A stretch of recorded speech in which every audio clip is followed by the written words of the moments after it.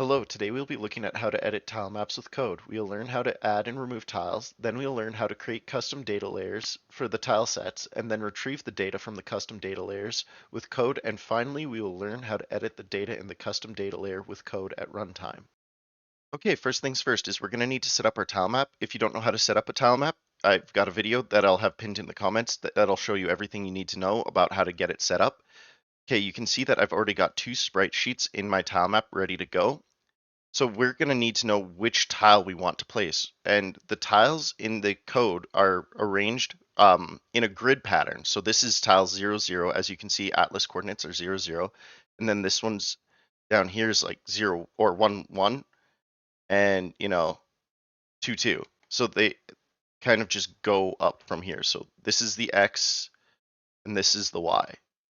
Okay, now we're going to open up our script and delete these two functions. Okay, we'll type public override void underscore input, delete the base, and we'll say if at event is input event mouse button, then we will say if not mouse button dot pressed return. Now we'll say if the mouse button dot button index is equal to mouse button dot left, we'll now have to get the position of the mouse tile position. So the position in the tile map. So to do that, we'll go local to map. This is like a built-in function to the tile map since we're extending it up here.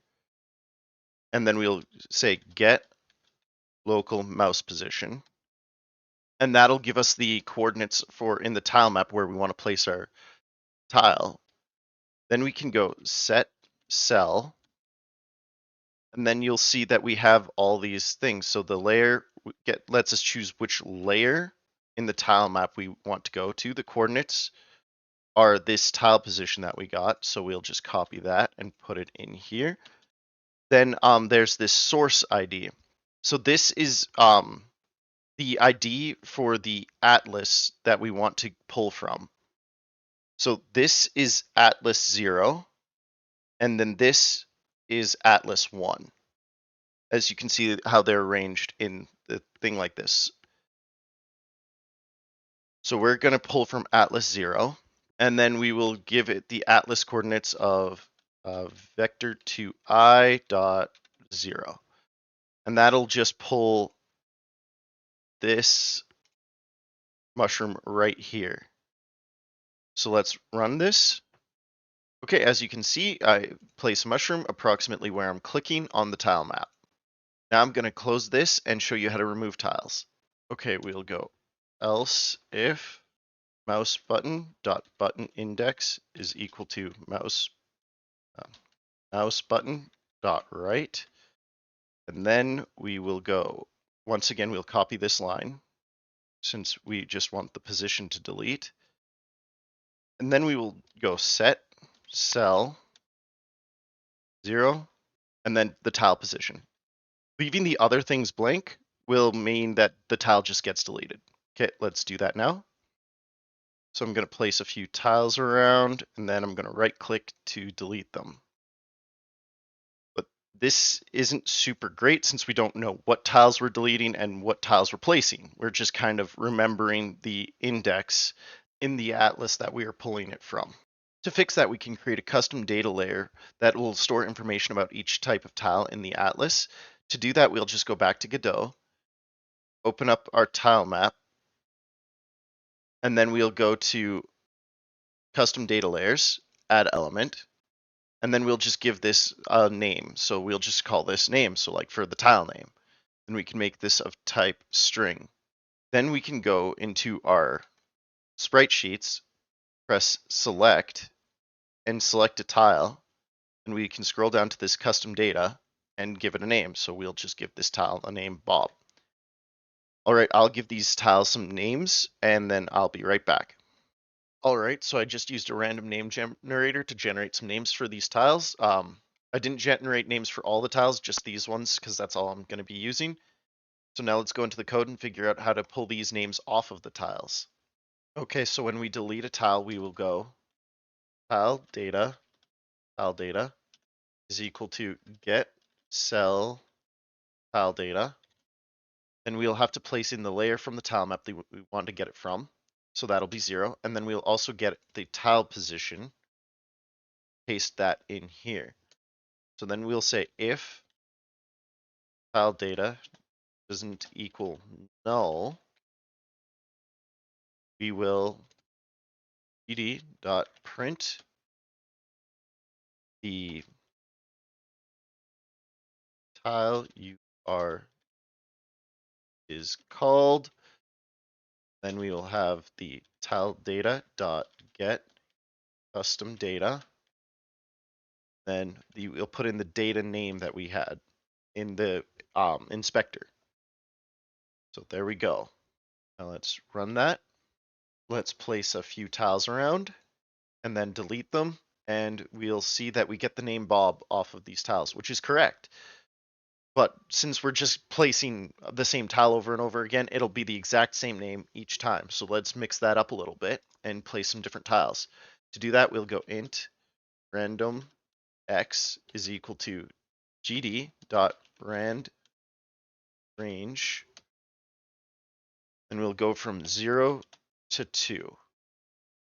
Then for the y, we'll do the same thing. Int random y is equal to gd.rand range 0 to 2. Then we'll make a new variable, so vector2i tile at less position is equal to new vector2i random x random y.